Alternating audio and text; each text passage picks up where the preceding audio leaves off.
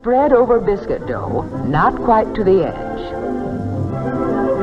As it has been ever since they sat down to dinner in high chairs. Why should they feel that way about something you take so completely for granted? During the 1950s, American families had 30 incredible desserts hiding in their Betty Crocker cookbooks that most people today have completely forgotten. These sweet masterpieces brought entire families together around kitchen tables during some of the most meaningful moments in modern American history. Let's rediscover these forgotten desserts that our grandparents treasured when home baking truly mattered. Pineapple upside-down cake. Before Pinterest made everything about presentation, there was one dessert that proved flipping things upside down could create pure magic. Pineapple. Upside-down cake wasn't just a recipe, it was theater in your kitchen, and every family had their own technique for getting those perfect golden rings that looked like edible sunshine. The process started with real butter melted in a cast-iron skillet, the kind that had been seasoned by years of Sunday dinners and family gatherings. Brown sugar was sprinkled over that butter, creating a caramel base that would become the crown jewel of the finished cake. Then came the pineapple rings, arranged like perfect circles of tropical paradise, each one nestled with a bright red maraschino cherry in the center. The cake batter was simple but crucial, yellow cake that would complement, not compete with, the fruit. It was poured carefully over the fruit arrangement, covering every inch without disturbing the perfect pattern underneath. Lemon chiffon pie. Lemon chiffon pie was the dessert that taught American home bakers they could create restaurant-quality elegance in their own kitchens. This wasn't just lemon meringue's fancy cousin. This was a completely different animal that required technique, timing, and a little bit of faith in the magic of gelatin. The filling was where the magic lived. Fresh lemon juice and zest were combined with egg yolks and sugar, cooked carefully until thick enough to coat a spoon. Then came the gelatin, dissolved and stirred in while the mixture was still warm. But the real secret was the egg whites, whipped to stiff peaks and folded in just as the mixture began to set, creating that signature light, airy texture that made every bite feel like eating a cloud. The crust was typically graham cracker, pressed into pie pans and baked until golden. Some families preferred traditional pastry, but the graham crackers provided a sweet, crunchy contrast to the ethereal filling. The assembled pie had to chill for hours, testing the patience of children who could smell that beautiful lemon aroma but had to wait for the magic to happen. Banana pudding icebox. Long before banana pudding became a Southern restaurant staple, Betty Crocker's icebox version was teaching families across America that some of the best desserts required no baking at all. This was comfort food disguised as sophistication, and it converted skeptics with every creamy, banana-laden spoonful. The foundation was vanilla wafers, arranged in precise layers that would soften into cake-like texture as the dessert chilled. Between each layer went sliced bananas, not the green ones we settle for today, but perfectly ripe bananas with brown spots that promised maximum sweetness and flavor. The pudding was made from scratch, cooked on the stovetop until thick and glossy, then cooled just enough to prevent the bananas from turning to mush. Assembly was an art form. Pudding, bananas, wafers, repeat, until the dish was full and the top was crowned with a final layer of golden pudding. Some families added a meringue top, while others preferred the simple elegance of plain pudding studded with wafer crumbs. Coca-Cola Cake. Coca-Cola Cake proved that sometimes the most unexpected ingredients create the most memorable desserts. This wasn't a gimmick or a novelty.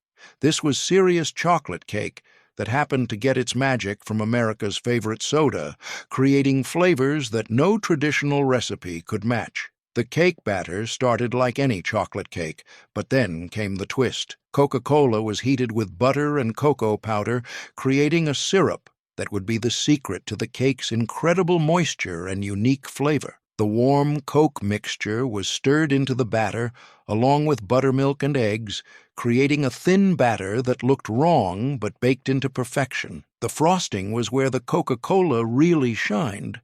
More Coke was reduced with butter and cocoa, then combined with powdered sugar to create a glossy, fudgy topping that had just a hint of that familiar cola flavor. The frosting was poured over the warm cake, soaking into every crevice and creating a dessert that was part cake, part fudge, and completely irresistible. Applesauce, spice cake. Applesauce, spice cake was the dessert that made house smell like autumn, even in the middle of summer. This wasn't just cake with applesauce thrown in.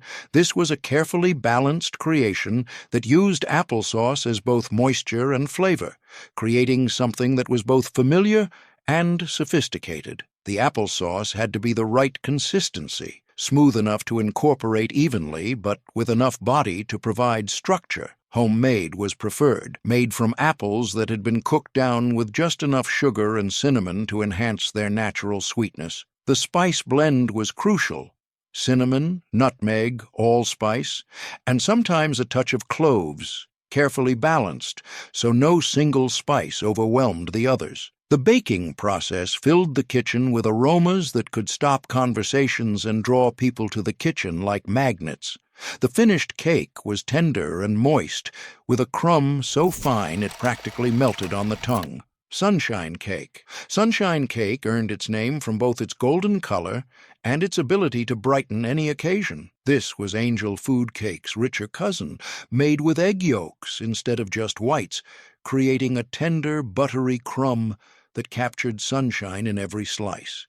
The technique required patience and precision. Egg yolks were beaten until thick and pale, then combined with sugar until the mixture was light and fluffy. Cake flour was folded in gently, along with melted butter and vanilla extract. The key was maintaining the airiness while incorporating enough richness to create that signature golden color and tender texture. The cake was baked in an ungreased tube pan, just like angel food, but the results were completely different. Where angel food was white and ethereal, sunshine cake was golden and substantial. The crust was delicate and the interior was fine-grained, with a buttery flavor that needed no embellishment beyond a simple dusting of powdered sugar. Graham. Cracker cream pie. Graham. Cracker cream pie was the dessert that elevated humble crackers into something that could anchor any special meal. This wasn't just pie with graham crackers thrown in. This was a carefully constructed dessert that used those sweet, honey-flavored crackers to create textures and flavors that no traditional pie could match. The crust was pure innovation. Graham crackers crushed fine and mixed with butter, then pressed into pie pans and baked until golden.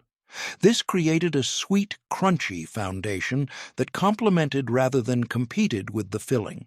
The filling itself was classic vanilla pastry cream, cooked until thick and glossy, then cooled until just warm enough to pour without melting the crust. Date nut loaf. Date nut loaf was the dessert that bridged the gap between cake and candy, creating something that was sophisticated enough for company, but comforting enough for every day. This wasn't fruitcake's heavy cousin. This was something entirely its own, with a texture and flavor profile that converted even the most dedicated date skeptics. The preparation started with dates that were chopped fine and soaked in hot water until they softened into a paste-like consistency. This date mixture was combined with butter, sugar, and eggs, creating a base that was naturally sweet and incredibly moist.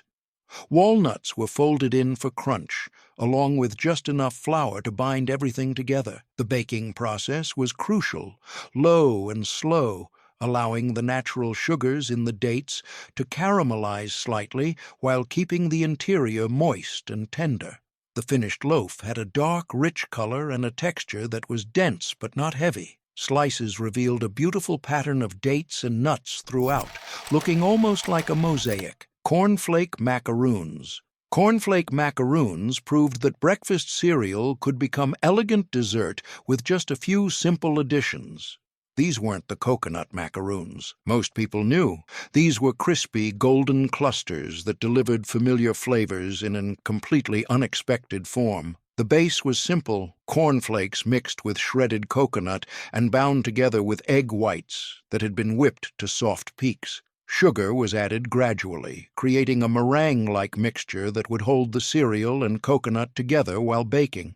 Some families added a touch of vanilla or almond extract for extra flavor complexity. The shaping was almost meditative.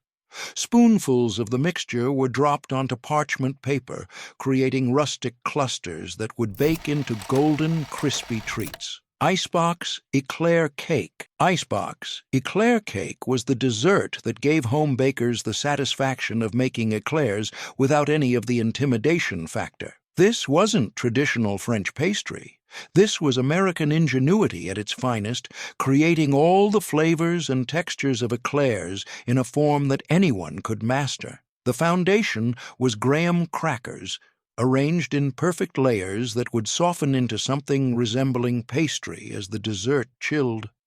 Between each layer went vanilla pudding, made from scratch and cooled until thick enough to spread evenly. The assembly required patience. Pudding, crackers, until the dish was full and the top was crowned with a final layer of pudding. The finishing touch was what made this dessert special, a chocolate glaze that was poured over the top and allowed to drip down the sides. This glaze was made from cocoa powder, butter, and powdered sugar, cooked until smooth and glossy. It set as the dessert chilled, creating a shiny chocolate top that looked every bit as elegant as traditional éclairs. Icebox Fruitcake. Icebox Fruitcake revolutionized America's relationship with fruitcake by eliminating everything people hated about the traditional version while keeping everything they secretly loved.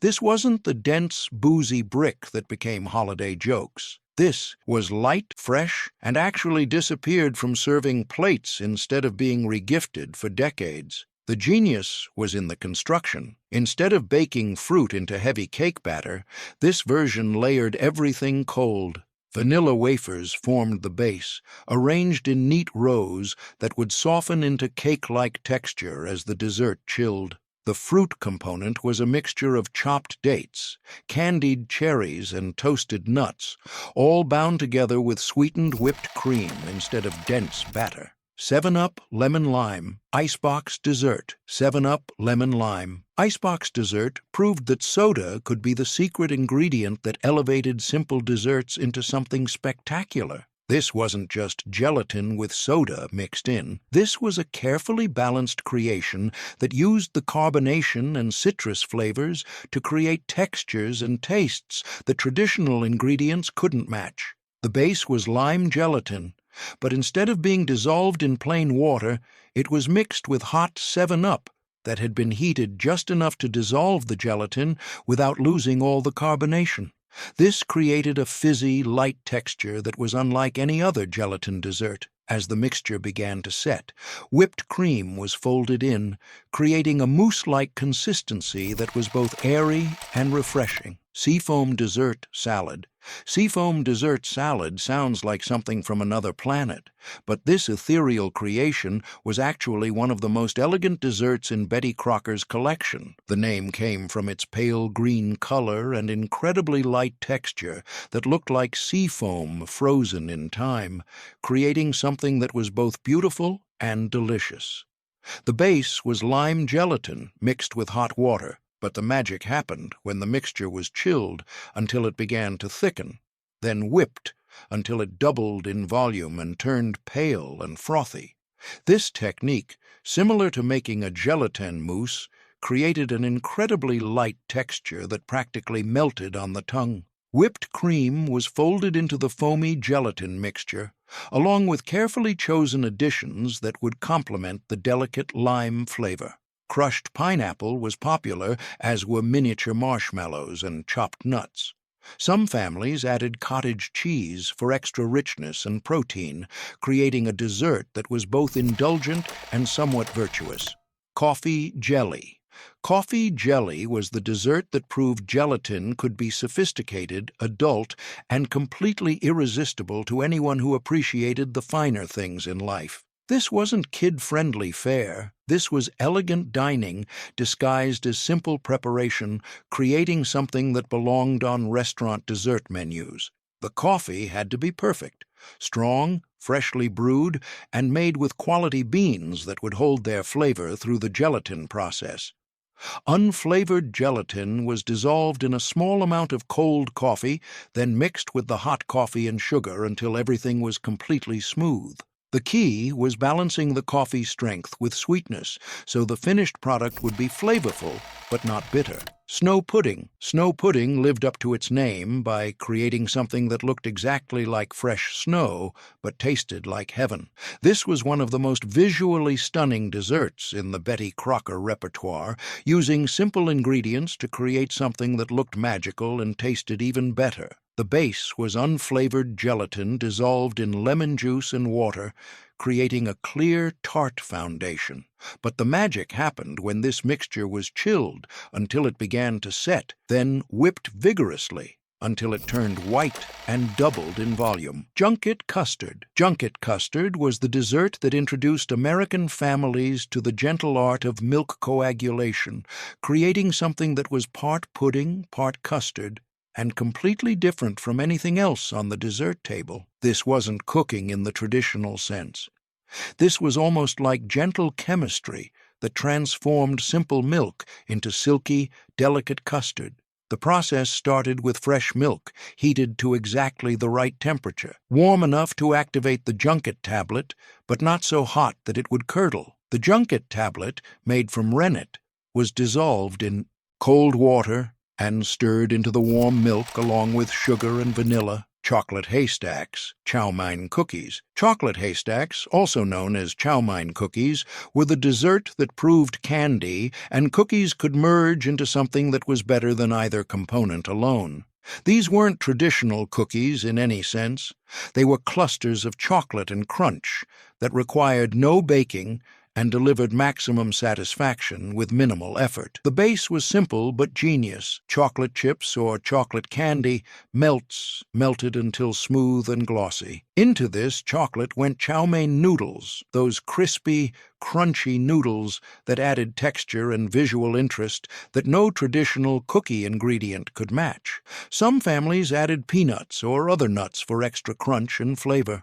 The mixture was stirred until every noodle was coated with chocolate, then spooned onto waxed paper in small mounds that resembled tiny haystacks. As the chocolate cooled and hardened, it bound the noodles together into clusters that were part candy, part cookie, and completely addictive. The finished haystacks had a unique texture that combined the smoothness of chocolate with the crunch of noodles, creating something that was satisfying to eat and fun to look at. The chocolate provided richness, while the noodles added textural interest that kept each bite interesting. These appeared at bake sales, where they always sold first, at holiday cookie exchanges, where they stood out from traditional offerings, and any time someone needed to make a lot of treats quickly. They represented American creativity at its finest, taking ingredients from completely different culinary traditions and combining them into something new and wonderful. Self-saucing, butterscotch. Pudding cake, self-saucing, butterscotch.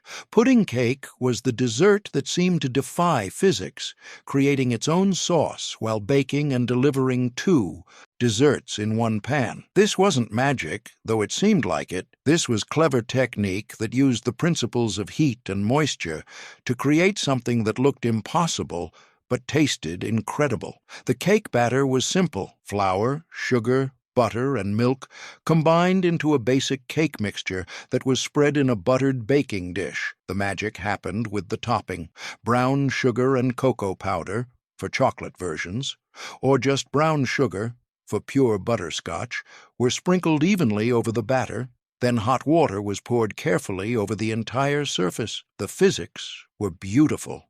As the dessert baked, the cake batter rose to the top while the sugar and water mixture sank to the bottom, creating its own caramel sauce through the heat of the oven. What went in looking like a disaster came out as a perfect cake floating on a pool of rich butterscotch sauce. The serving was part of the spectacle. The cake was scooped from the pan, revealing the golden cake portion and the rich sauce underneath. Each serving got both components, creating a dessert that was warm, comforting, and completely satisfying. The cake was tender and moist, while the sauce was rich and buttery with deep caramel flavors. This dessert appeared at family dinners where something warm and comforting was needed, at potluck gatherings where impressive presentations mattered, and any time someone wanted to serve something that would generate conversation and requests for the recipe. Brown sugar dumplings. Brown sugar dumplings were the dessert that turned simple syrup into a vehicle for delivering pure comfort in dumpling form. This wasn't fruit cobbler or traditional dumplings. This was something uniquely American that combined the satisfaction of bread with the sweetness of candy. The syrup came first.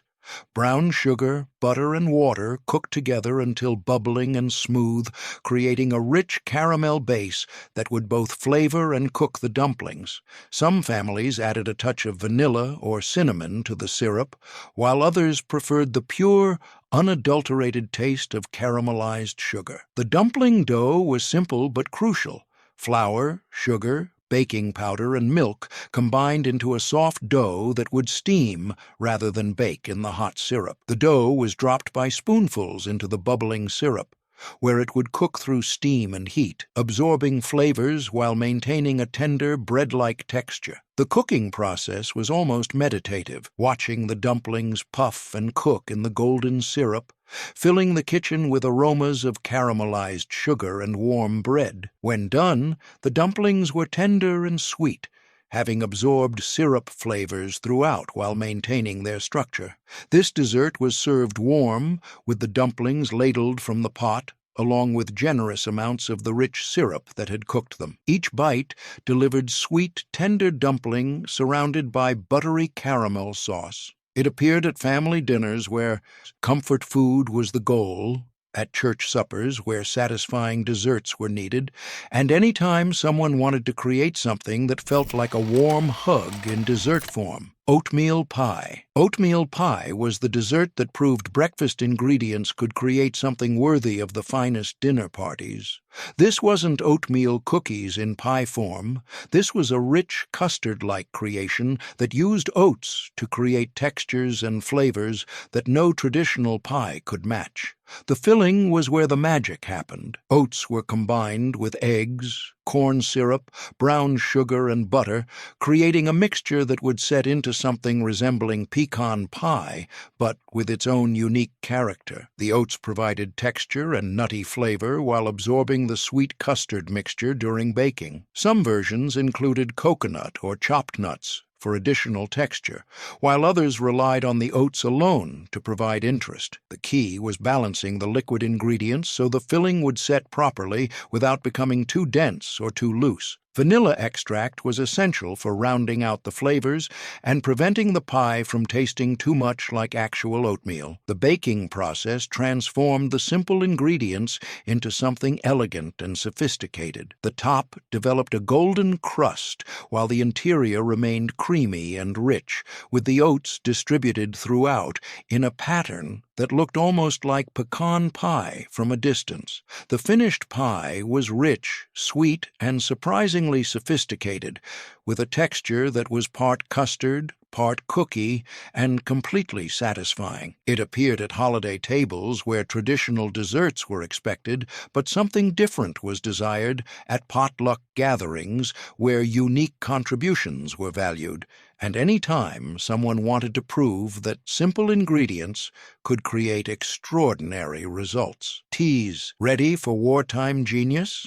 24 to 30 are pure. How is that a dessert? Mayonnaise, chocolate cake. Mayonnaise, chocolate cake sounds like a mistake until you taste it, and then it becomes the chocolate cake recipe you'll never want to give up. This wasn't wartime desperation.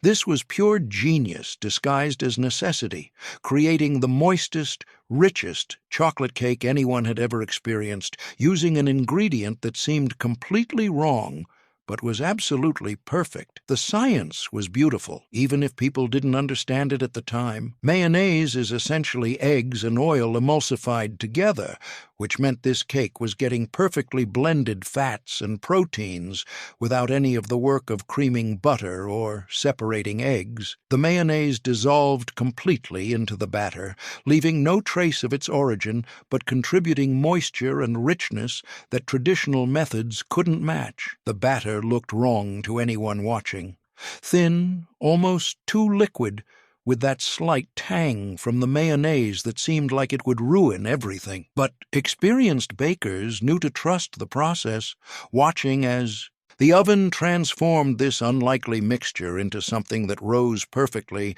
and filled the kitchen with the most incredible chocolate aroma. The finished cake was revelation in every bite, moist beyond belief, with a crumb so tender it practically melted on the tongue, and a chocolate flavor that was pure and intense, without any competing flavors. The mayonnaise had done its job completely, contributing everything good about eggs and oil while disappearing entirely from the taste profile. This cake appeared at gatherings where people expected ordinary chocolate cake and got something extraordinary instead. Requests for the recipe were always met with disbelief, then demands for proof, then conversion. It represented the kind of innovation that happened when limitations forced creativity, proving that sometimes the most unlikely ingredients created the most memorable results. Wacky, crazy cake. Wacky cake earned its name honestly. This was a cake that broke every rule of traditional baking and somehow created something better than recipes that followed all the proper techniques. No eggs, no butter, no milk, no mixing bowls, and definitely no logic that any traditional baker could understand. In an era when baking was considered a precise science, requiring expensive ingredients and careful technique, this recipe proved that chaos could create perfection. The method was as crazy as the name suggested. Flour, sugar, cocoa powder, baking soda, and salt were mixed directly in the baking pan, no separate bowl required.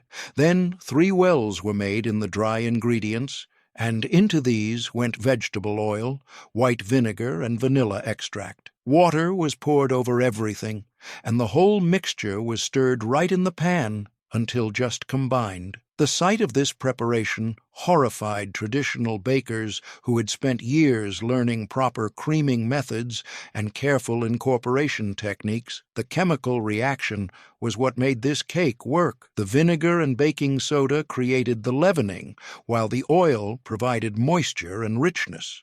The lack of eggs meant the cake had a unique texture, tender but sturdy, moist but not dense, with a chocolate flavor that was clean and pure. The acid-base reaction happened instantly when the vinegar hit the baking soda, creating bubbles that would lift the cake during baking without any need for beaten eggs or creamed butter. The beauty of this method was its foolproof nature.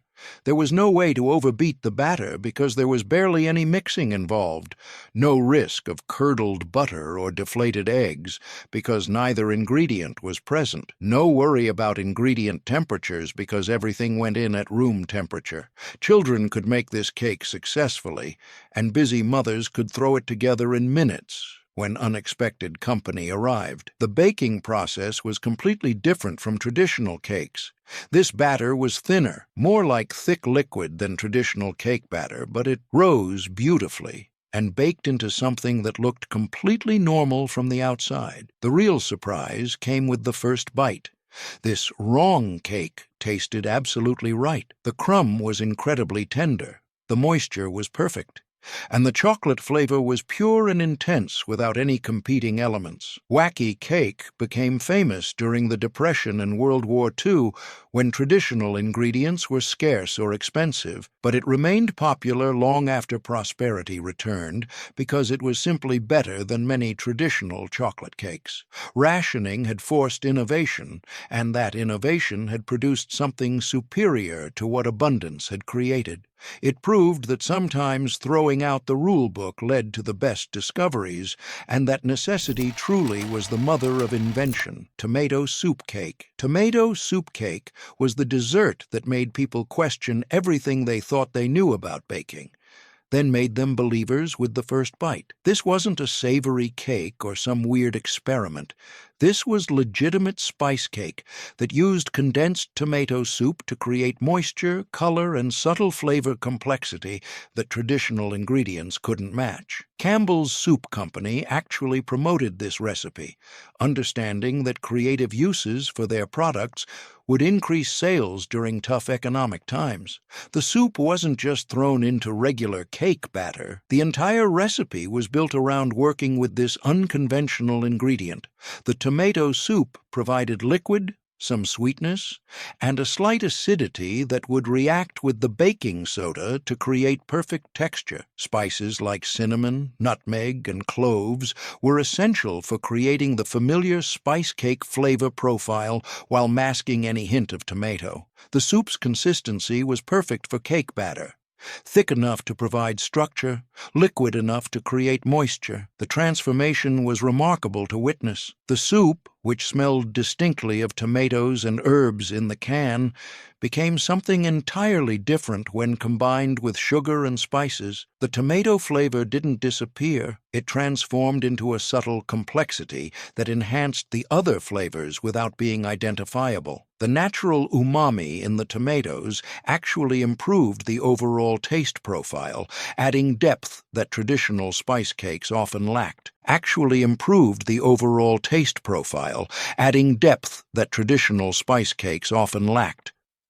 The batter had an unusual orange-red color that looked completely wrong for dessert, but experienced bakers knew to trust the process.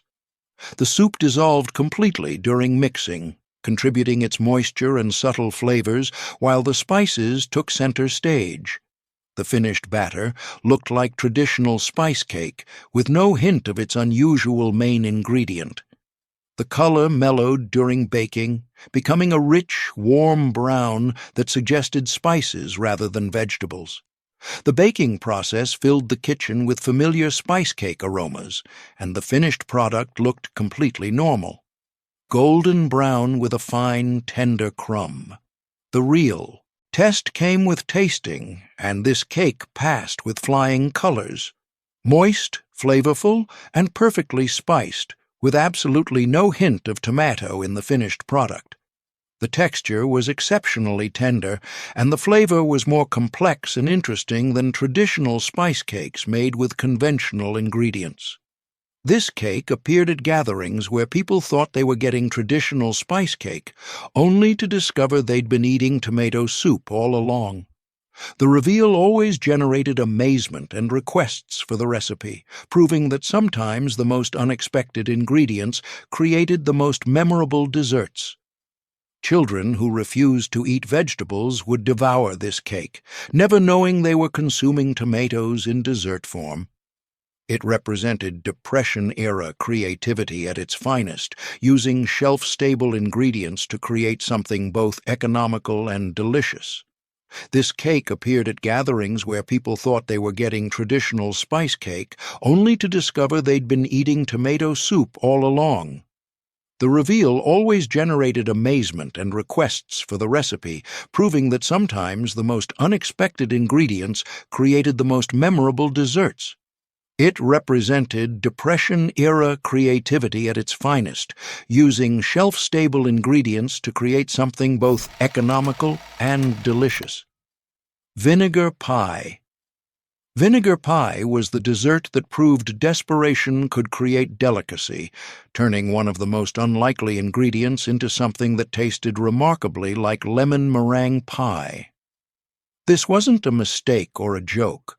This was legitimate pie that used vinegar's acidity to create the same bright, tart flavors that expensive lemons provided, making elegant dessert accessible during the hardest times.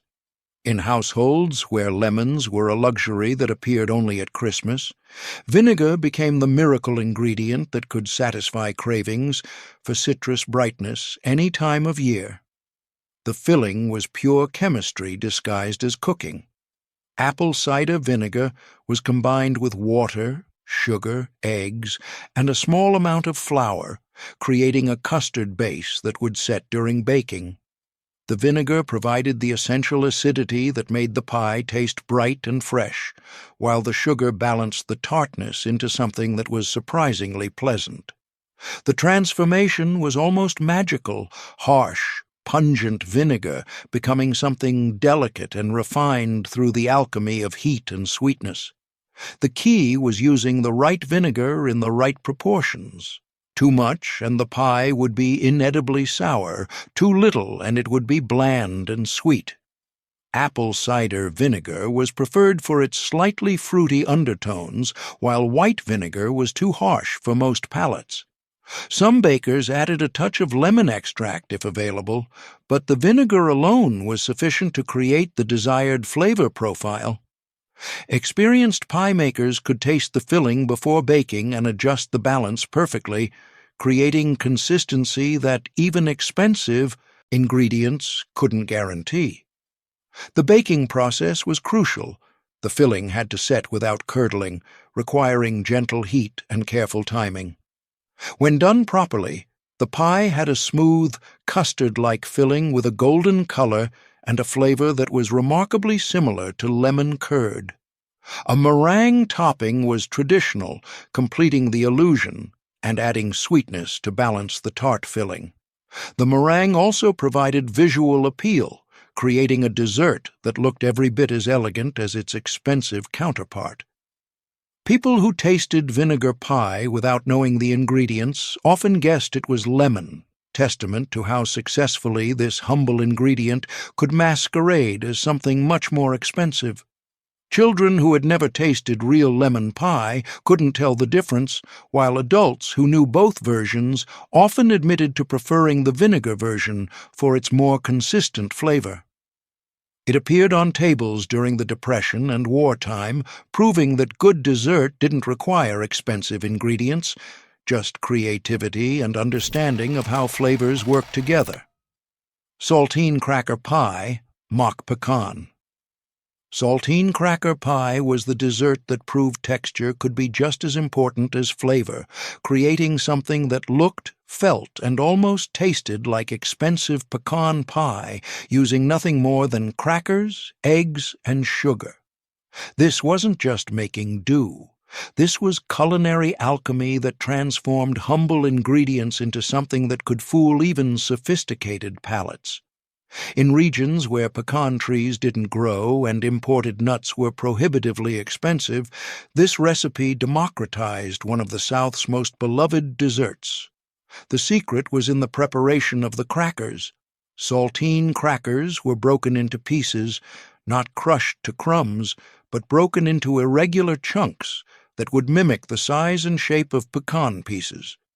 These were mixed with beaten eggs, corn syrup or sugar syrup, and vanilla extract, creating a filling that looked remarkably similar to traditional pecan pie filling.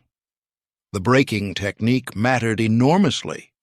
Pieces that were too small would dissolve during baking, while pieces that were too large would remain obviously cracker-like. The magic happened during baking. The crackers absorbed the sweet custard mixture while maintaining their shape and providing textural interest that was surprisingly similar to nuts. The saltiness of the crackers provided a subtle contrast to the sweet filling, creating the same sweet-salty balance that made pecan pie so appealing.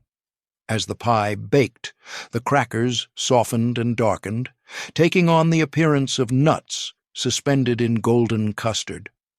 When sliced, the pie revealed what looked like pecan filling studded with nuts, but closer inspection showed the telltale square edges of cracker pieces. The texture was remarkably convincing. The crackers had softened just enough to lose their crispness, while maintaining enough structure to provide the chewiness that people expected from pecan pie. The flavor was rich and sweet, with just enough saltiness to create complexity.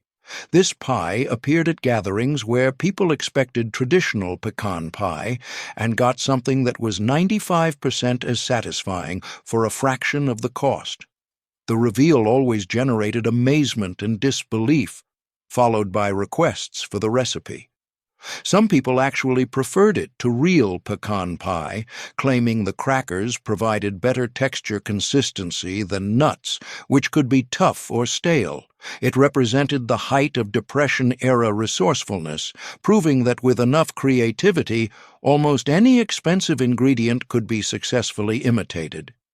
Which of these dishes would you bring back, and who would you share it with? Mock apple pie, Ritz. Mock apple pie, using Ritz crackers, was perhaps the most famous fake-out in American baking history, and for good reason. This impossible creation actually worked, creating something that tasted convincingly like apple pie, using no apples whatsoever. This wasn't desperation cooking. This was magic disguised as necessity, proving that texture and flavor could be manipulated in ways that defied all logic. The recipe became so famous that Ritz crackers still prints it on their boxes today, a testament to how well this impossible substitution worked. The genius was in understanding what made apple pie appealing. It wasn't just the apples. It was the tender texture, the sweet tart flavor, and the way fruit absorbed spices during baking. Ritz crackers, when broken and soaked in a lemon sugar syrup, could mimic all of these characteristics with startling accuracy. The cracker's buttery flavor actually enhanced the illusion, providing richness that complemented the fake fruit, filling perfectly. The preparation was almost ritualistic. Ritz crackers were broken into irregular pieces and layered in a pie shell, then covered with a syrup made from water, sugar, lemon juice, and cream of tartar. Cinnamon and nutmeg were essential for creating the familiar apple pie spice profile. The mixture was topped with dots of butter and a second crust, then baked until golden. The cream of tartar was crucial. It provided additional tartness and helped the syrup achieve the right consistency. The chemistry was beautiful. The crackers absorbed the lemony syrup and softened into something that had the texture of cooked apples, while the lemon provided the tartness that people expected from apple pie. The spices completed the illusion, creating a flavor profile that was remarkably convincing. During baking, the crackers released their buttery flavor into the syrup, creating richness that actual apples couldn't match. When served, even people who knew the secret had trouble believing their taste buds. The pie looked exactly like apple pie, with tender, fruit-like pieces visible through the crust.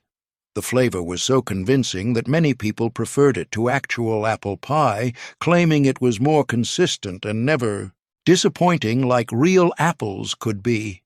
The texture was perfect, tender, but not mushy, with just enough substance to feel satisfying. This pie became legendary during the Depression and World War II, when apples were expensive or unavailable. It appeared at church suppers and family gatherings where people expected apple pie and got something that was somehow both fake and better than the real thing. The recipe spread through communities like wildfire, shared by women who took pride in their ability to create something special from nothing. It represented the ultimate triumph of ingenuity over limitation, proving that American creativity could overcome any shortage or hardship. Potato candy. Potato candy was the confection that proved vegetables could become dessert with just a few simple additions, creating something that was both familiar and completely unexpected.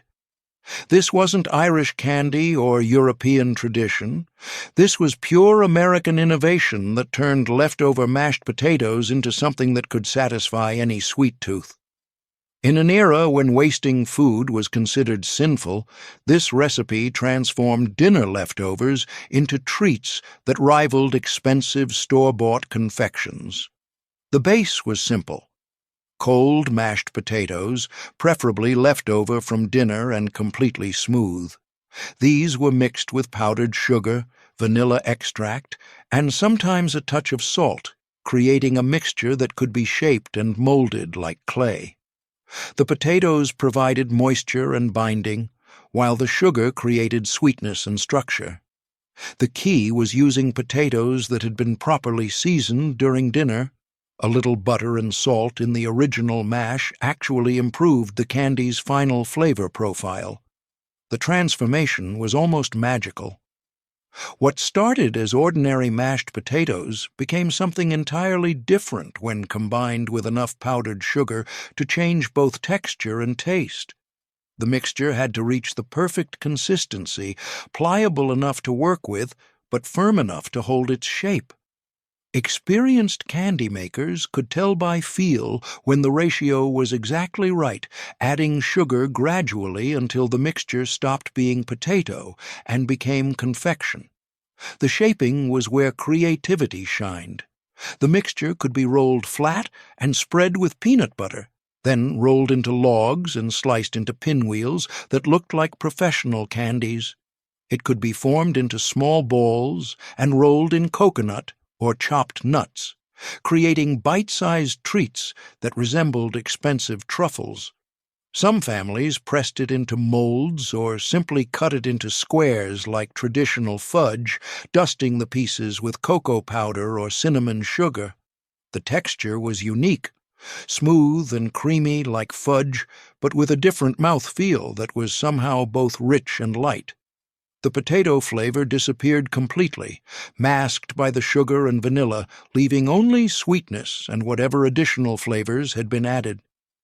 The result was candy that was satisfying without being overly heavy, with a melt-in-your-mouth quality that surprised anyone brave enough to try it.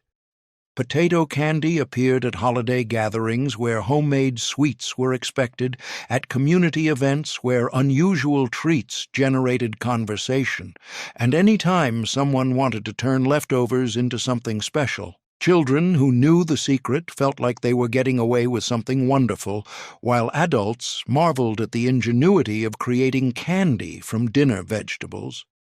It represented the kind of thrift that didn't feel like sacrifice, proving that creativity could transform the humblest ingredients into genuine treats that were both economical and delicious. Carrot fudge. Carrot fudge was the candy that made vegetables into indulgence, creating something that looked like traditional fudge but delivered unexpected flavors and textures that were somehow better than the original. This wasn't health food disguised as candy. This was legitimate confection that used carrots to create moisture, color, and subtle sweetness that refined sugar alone couldn't provide. In households where every ingredient had to earn its place, carrots proved they belonged in the dessert course just as much as the dinner plate. The preparation started with carrots that were cooked until completely tender, then mashed or pureed until perfectly smooth. This carrot puree was combined with butter, powdered sugar, and vanilla extract, creating a mixture that had the consistency of traditional fudge, but with a beautiful orange color and subtle vegetable sweetness. The carrots had to be cooked just right, too firm, and they wouldn't puree smoothly, too soft, and they would become watery and affect the fudge's texture. The selection of carrots mattered enormously. Young, sweet carrots produced the best flavor and color, while older, larger carrots could be woody or bitter. Some families preferred to use baby carrots when available, claiming they created a more delicate flavor. The cooking liquid was always saved and used for other purposes. Nothing was wasted in households that understood the value of every ingredient.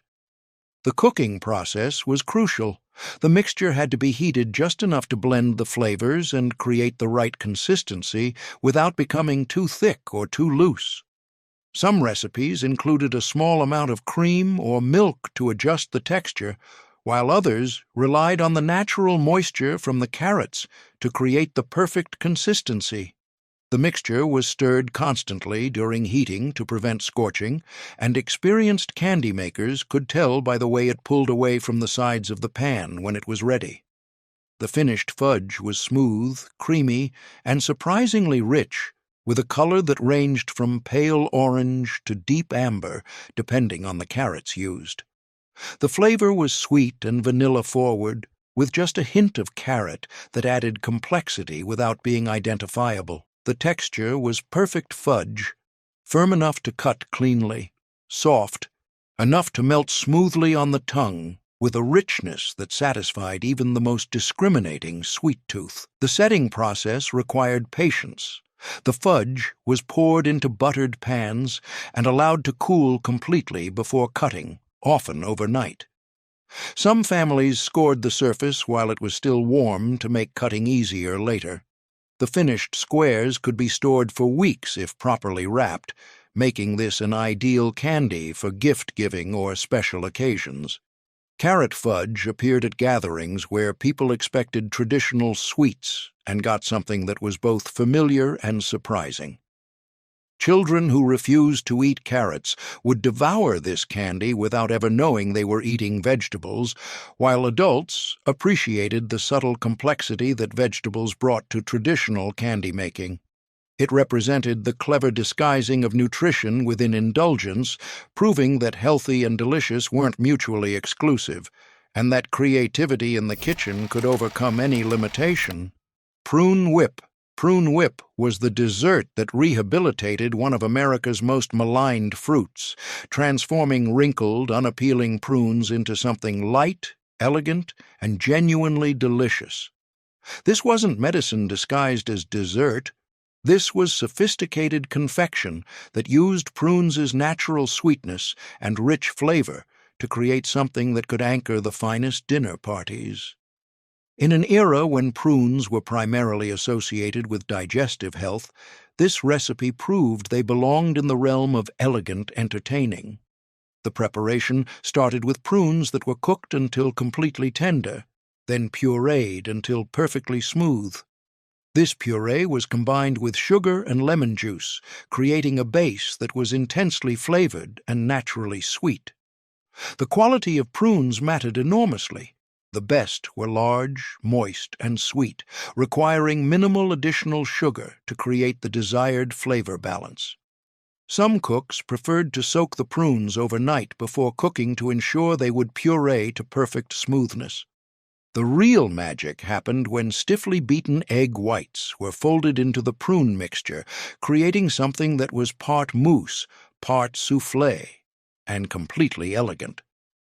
This transformation was where skill truly mattered. The dense, dark prune puree had to be lightened without losing its intense flavor, requiring technique that separated experienced dessert makers from novices. The technique required precision that couldn't be rushed or approximated. The egg whites had to be beaten to exactly the right consistency, stiff enough to provide structure, but not so stiff that they couldn't be folded smoothly into the dense prune puree. The folding had to be gentle but thorough, maintaining as much air as possible while ensuring even distribution. Too aggressive and the mixture would deflate. Too timid and streaks of egg white would remain visible in the finished dessert. The temperature of ingredients mattered too. The prune mixture needed to be completely cool before the egg whites were added, preventing the heat from deflating the carefully beaten whites. Some recipes called for adding a small amount of the prune mixture to the whites first, lightening them gradually before folding in the remainder. The finished dessert was light, airy, and surprisingly sophisticated. The prunes provided rich, complex flavors that were enhanced by the lemon juice and elevated by the ethereal texture from the egg whites. The color was beautiful, a rich purple-brown that looked elegant in serving glasses or molded shapes, creating presentations that would impress the most sophisticated guests. Prune Whip appeared at elegant dinners where sophisticated desserts were expected, at gatherings where lighter options were preferred after heavy meals, and any time someone wanted to prove that humble ingredients could create extraordinary results. Guests who expected to politely decline prune dessert found themselves asking for seconds, amazed that something they associated with medicine could taste so refined and delicious. It represented the transformation of necessity into luxury, proving that even the most maligned ingredients had potential for greatness when treated with skill and respect. Water pie. Water pie was the dessert that proved you could make something from absolutely nothing, creating legitimate pie filling using ingredients so basic that the name itself seemed like a joke. This wasn't starvation food. This was Depression-era genius that used chemistry and technique to create custard-like filling from water, flour, sugar, and vanilla, somehow producing something that was both satisfying and genuinely delicious. In households where every penny counted and luxury ingredients were impossible dreams, this pie represented hope disguised as dessert. The method seemed impossible to anyone familiar with traditional custard pies. Water was heated with sugar until dissolved, then a mixture of flour and more water was stirred in to create thickening. Vanilla extract and a small amount of butter were added for flavor and richness, creating a mixture that looked like thin custard but seemed too simple to work. The proportions had to be exact. Too much flour, and the filling would be gummy. Too little, and it wouldn't set properly. The technique required understanding chemistry without formally studying it. The flour had to be mixed with cold water first to prevent lumps, creating a slurry that would blend smoothly into the hot sugar water. The mixture was cooked briefly on the stovetop, just long enough to begin the thickening process without overcooking the flour. The vanilla and butter were stirred in off the heat, preserving their delicate flavors. The magic happened during baking. The flour mixture thickened further in the oven's heat, creating a filling that set into something resembling traditional custard pie. The bottom crust absorbed some of the moisture while providing structure, and the top developed a delicate skin that looked remarkably like real custard. The baking temperature had to be carefully controlled. Too hot, and the filling would curdle or break. Too cool, and it would never properly set. The finished pie was a testament to the power of technique over ingredients. The filling was smooth, sweet, and surprisingly satisfying, with a vanilla flavor that was clean and pleasant. The texture was lighter than traditional custard, but substantial enough to feel like legitimate dessert rather than flavored water. Each slice held together perfectly, revealing a pale, creamy filling that defied its humble origins. When sliced, water pie revealed a pale, smooth filling that looked completely normal. The taste was sweet and comforting, with enough richness from the small amount of butter to feel indulgent, despite its humble origins. People who ate it without knowing the ingredients often guessed it was some type of custard or cream pie, testament to how successfully this impossible recipe worked.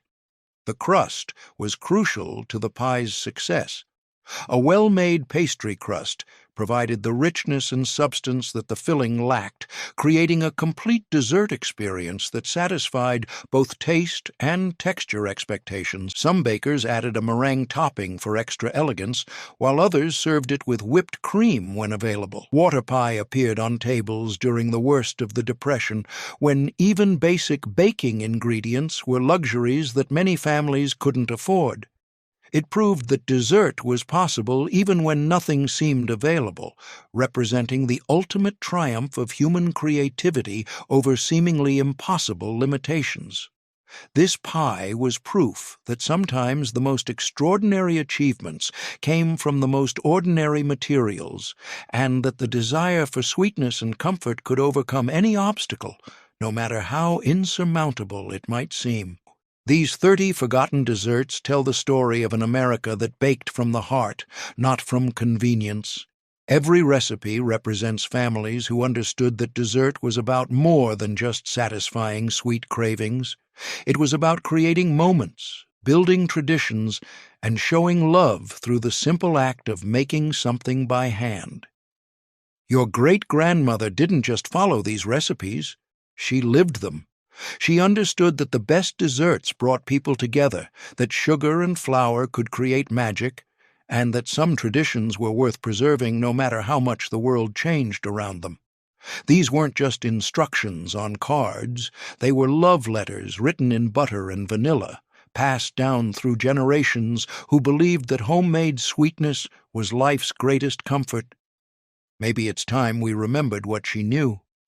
Maybe it's time we brought back the kind of baking that created memories instead of just satisfying hunger. Because somewhere in these forgotten recipes lies the secret to bringing families back to the table, neighbors back to each other's kitchens, and communities back to the simple pleasure of sharing something wonderful that was made with care. The recipes are still there, waiting in old cookbooks and handwritten cards. The only question is, are we brave enough to try them again?